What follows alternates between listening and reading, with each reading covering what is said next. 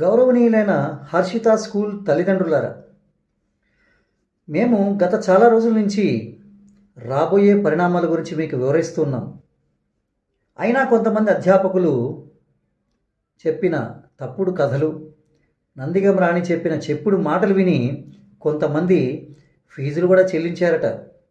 ఒక్క విషయం గుర్తుపెట్టుకోండి మిత్రులారా, గోడకి కొట్టిన సున్నం ఎలాగైతే తిరిగి రాదో, నందిగం రాణికి ఇచ్చిన డబ్బులు తిరిగి రావు.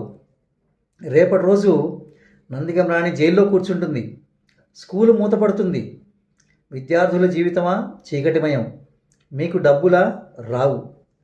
ఆలోచించండి, అప్పుడు మీ పరిస్థితి ఎలా ఉంటుంది? మింగలేక కక్కలేక అగమ్య గోచరమైన పరిస్థితి. మీకు అవసరమయ్యే పరిస్థితి. నందిగం రాణి చెప్పిన మాయమాటలు నమ్మి లక్షలకి లక్షలు ఫీజులు కట్టారు చాలామంది. సుమారుగా 40 లక్షల వరకు వసూలైనాయి. కానీ అధ్యాపకులారా, మీరు ఒక విషయం గమనించండి. కనీసం ఆయాలకు కూడా జనవరి నుంచి జీతాలు ఇవ్వలేదు.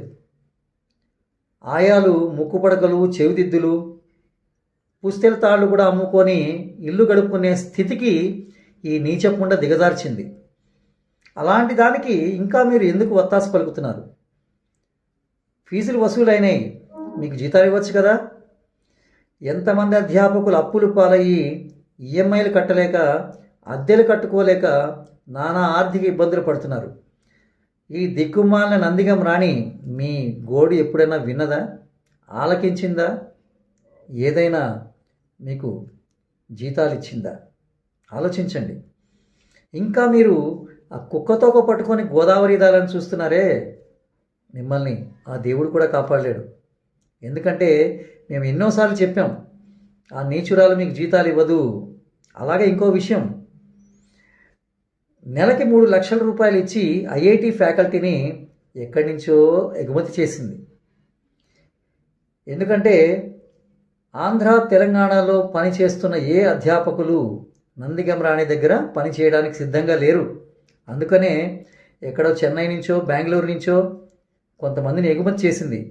వాళ్ళకి ఈ దిక్కుమాలిన నీచురాలు నందిగం రాణి అసలు స్వరూపం, విశ్వరూపం తెలియక వచ్చి బుట్టలో పడ్డారు.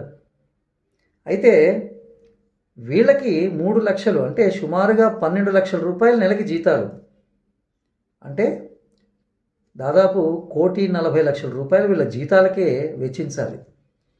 అలాంటిది మీకు 4 నెలల నుంచి జీతాలు బకాయిలు ఉన్నాయి కదా. అలాంటిది వీళ్ళకి జీతాలు ఎలా ఇస్తుంది? మీరు వచ్చిన కొత్త అధ్యాపకులను అడగండి, వాళ్ళకి తెలియజెప్పండి. ఎందుకంటే వాళ్ళని ఒక రహస్యంగా ఉంచి నిజాలు తెలియకుండా అలా దొంగ నాటకాలు ఆడుతుంది.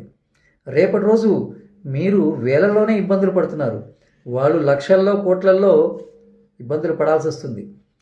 తోటి అధ్యాపకులకు మీరైనా చెప్పండి, లేకపోతే వాళ్ళ పరిస్థితి కూడా మీ పరిస్థితి అవుతుంది. రోడ్డున పడతారు. ఆలోచించండి.